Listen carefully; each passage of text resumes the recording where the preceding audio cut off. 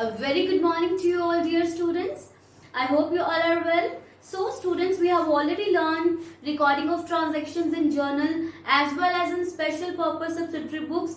Now this is the time to transfer all those entries in the separate account that is called ledger account. Right? So in ledger, I will teach you how you have to make a separate account for all the entries transferred to journal. Right? See everybody, you all know that every businessman is curious to know like how much is the total amount of sales, what he has actually spent for expenses, what he has invested in the business in order to start it.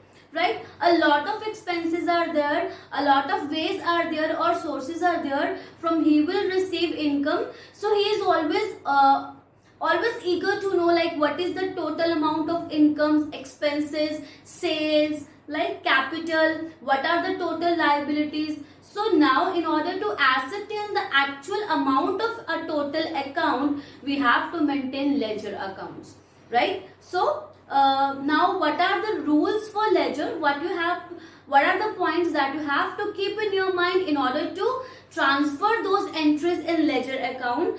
First of all, you just have to maintain a separate account for every single transaction, you can say that, or entry, or you can say that nature. You all know that your transactions have been divided in 4 different natures. One is expenses, then incomes, then assets and liabilities. So you just have to recognize the nature and you have to make a separate account for every different nature of transactions, right? Even for example, suppose you are having 2 customers with the same names. For example, Ram, but you know that Ram, there are 2 different Rams. Then you have to make 2 different accounts for Ram. Means for every single nature you have, or every single entry you have to maintain a separate account, right? Don't make repetitive accounts. Means if you have prepared a separate cash account in ledger, then there is no need to open again one account in order to record all the cash transactions, right? So just maintain a single account for every single name and you just have to record all the transactions that is related to that particular name, right, in a specified account only. Okay, so let's see how to make it. So firstly, you just have to write down the name of account, right? So for example, the entry is salaries paid. So you just have to write down in journal like salaries account debit to cash account, right?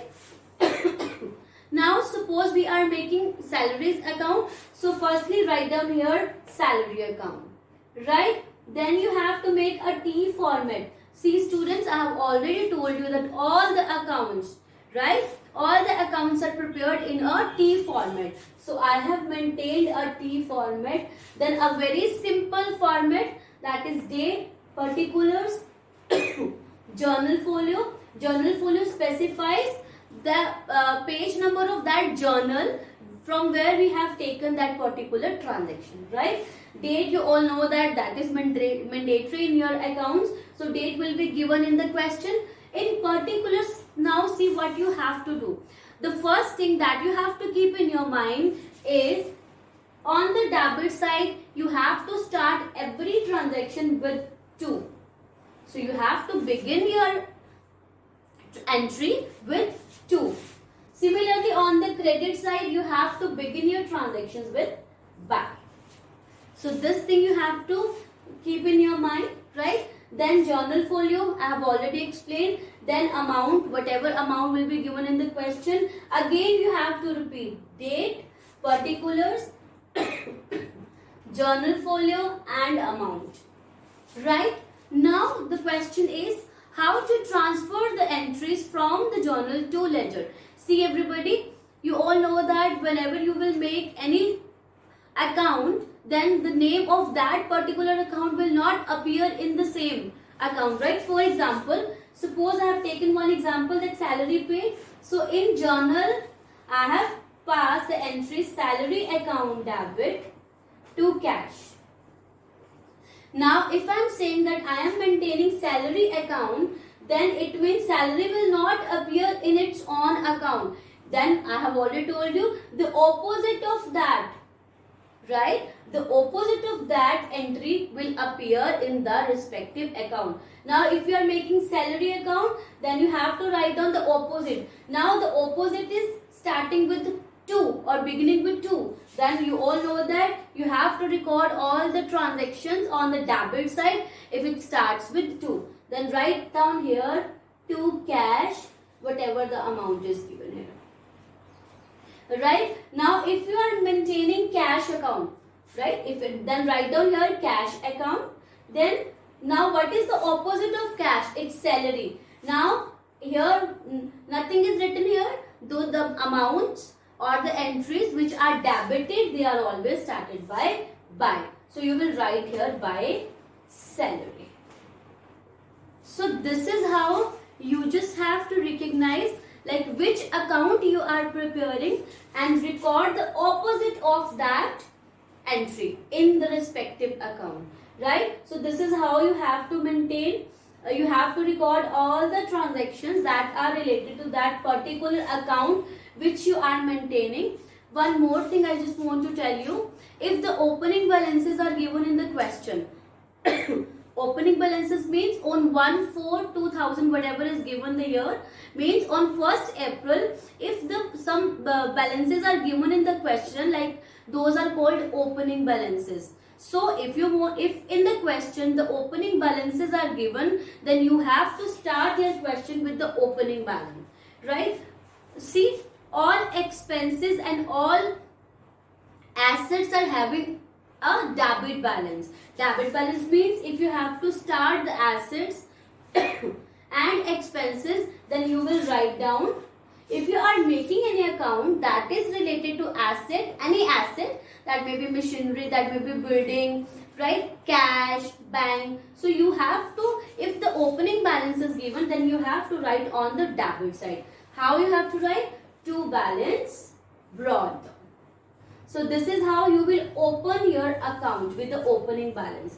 On the other side, all the liabilities and incomes are having a credit balance. Means if your account specifies any income like commission received, rent received, interest received, or any liability, right, like creditors account, right, rent outstanding, or any expenses outstanding account, then you have to start with by balance brought down. Why by balance brought down? Because all the liabilities and all the incomes are always having a credit balance. Then you have to write down by balance brought down.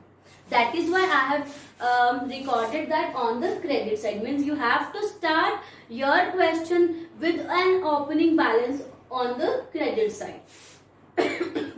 After that, you just have to transfer the entries that are related to specific account. Then just make a total, and you just have to make a total of debit side as well as credit side. If debit side will be greater, then write down by balance carried down, means closing balance.